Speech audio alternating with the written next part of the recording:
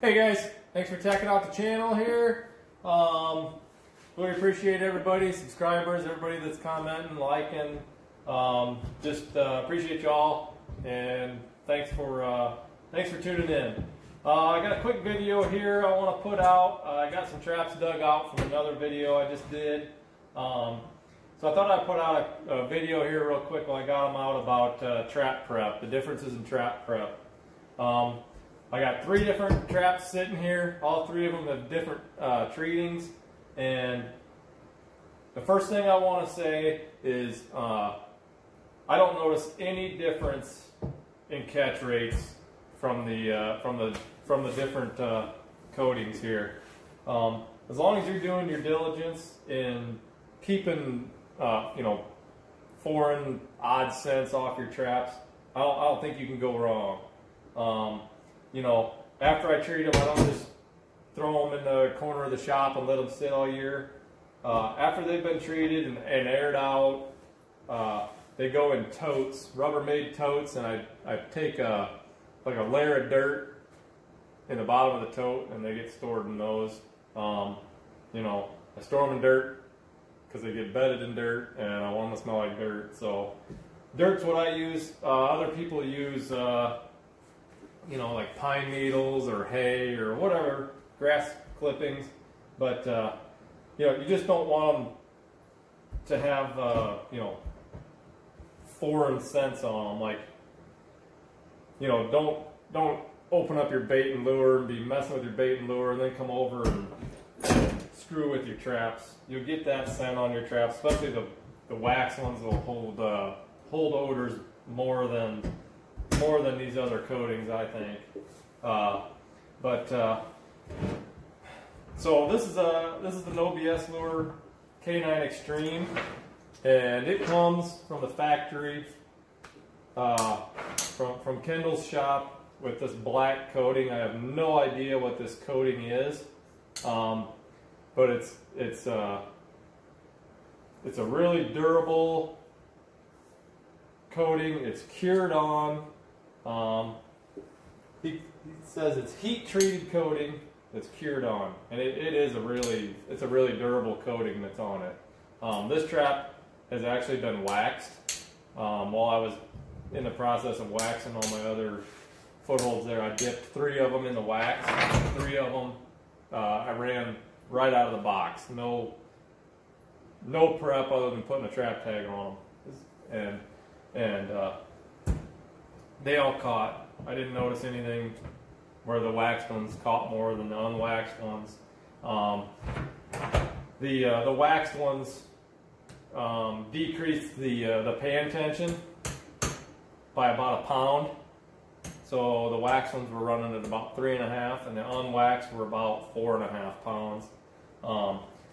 If you didn't want to wax the whole trap, you can take bow wax and put on where your pan and the jaws meet there, and run a lower poundage pan tension that way. But so this is after all 3 of these have been ran this season, so you can see what the coating looks like after a season. And for me, a season's 3, 4, 5 weeks max. I don't trap all season long. When it starts getting crappy out, a lot of snow and stuff like that, I switch over and switch to thermal hunting. So I'm not a all-season trapper. Other people's may have different experiences in trap prep than me, but this is what I've noticed. So here's this guy here, the coating. There's no visible wear on these traps at all. No rust, no nothing on them. This is an MB550 that's been dyed and waxed. Okay, you can see there's a little bit of rust on the pan.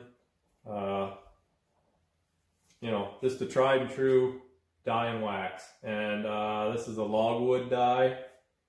And I tried something new this year that I don't normally do when I do waxing.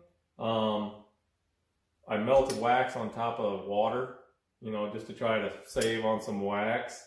Normally I have a pan of wax, that's deep enough to cover your trap. I prefer dipping them in straight wax over putting them in the water and then pulling them up through the wax. I think they get a better coating. I wasn't super happy with how they turned out that way. But so that's what that guy looks like, dyed and waxed after a season there. Like I said, I don't know how many catches this trap had, at least one. I know for sure there's still fur in that spring there. But and then here's another coating. A lot of people are there's a lot of chatter on the internet about this. This is probably one of my oldest MBs here. It's been spray painted and then dipped in Full Metal Jacket. Other than coming factory pre-coated, to me this is the easiest trap prep. Takes the least amount of time. Just super quick and easy.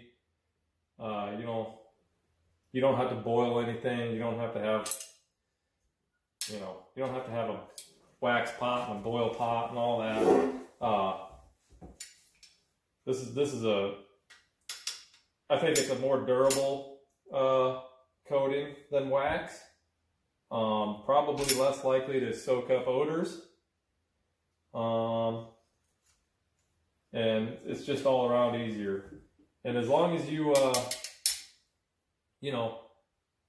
let the paint cure and then dip it, the paint really holds up pretty well. You can see on the levers, there's some paint that's come off. And this is, I don't know as if I've ever repainted this trap. This trap's probably 4 or 5 plus years, somewhere in that neighborhood, with the same paint on that one. I do re-dip them. I'll just pressure wash it, re-dip them in Full Metal Jacket. A lot of my traps, especially if there's a lot of paint that's coming off, or sometimes that Full Metal Jacket, you'll see where it's flaking off. To clean them, the easiest way I found to take the paint and the Full Metal Jacket off is, it's called Purple Power. It's a cleaner degreaser. Just take that and fill a 5-gallon bucket, and you can dip your traps in there, leave them sit overnight, and then hit them with a pressure washer, and they come out looking brand new. I mean, they come out spotless, like they just came from the factory. So that shows me that this Full Metal Jacket and the paint really protects your trap, and it'll make your traps last a long time.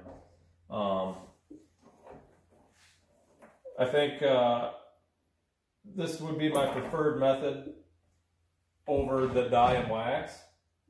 But I'm going to end up swapping my line over to all of these. All the no BSOers that come pre-treated, and not just because of the treatment. I just prefer that trap over the MB. If you can buy these untreated, if they didn't come treated, I would spray paint and dip them in Full Metal Jacket without a doubt. That's what I would do to those. The Full Metal Jacket just it does a really good job of keeping your traps protected, and so that's my findings on these guys here.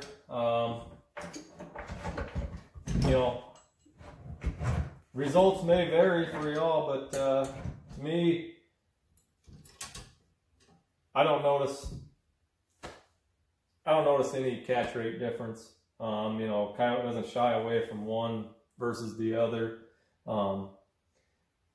Like I said, on the spray painting, I'll hit a new trap with either brake clean. That really removes grease really easy. Maybe I hit it with a pressure washer a couple times to get all the grease off it. And I'll spray paint it and let them sit in the sun. Let that heat really cure that paint on really good. Let it sit outside for a day or two before you dip it. And then same thing after you dip it. Dip it, let it hang, let it sit for 3 or 4 days, a week, what have you.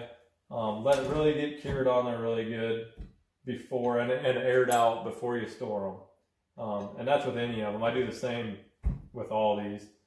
Even the dye and wax, I let them hang for quite a while before I tote them up. Let me know what you guys think. You know, any questions or comments. You know, any things you found that work for you. You know, what dips you're using, coatings, whatnot. But I do appreciate you guys all tuning in, and you guys have a good day, and I'll see you out on the line.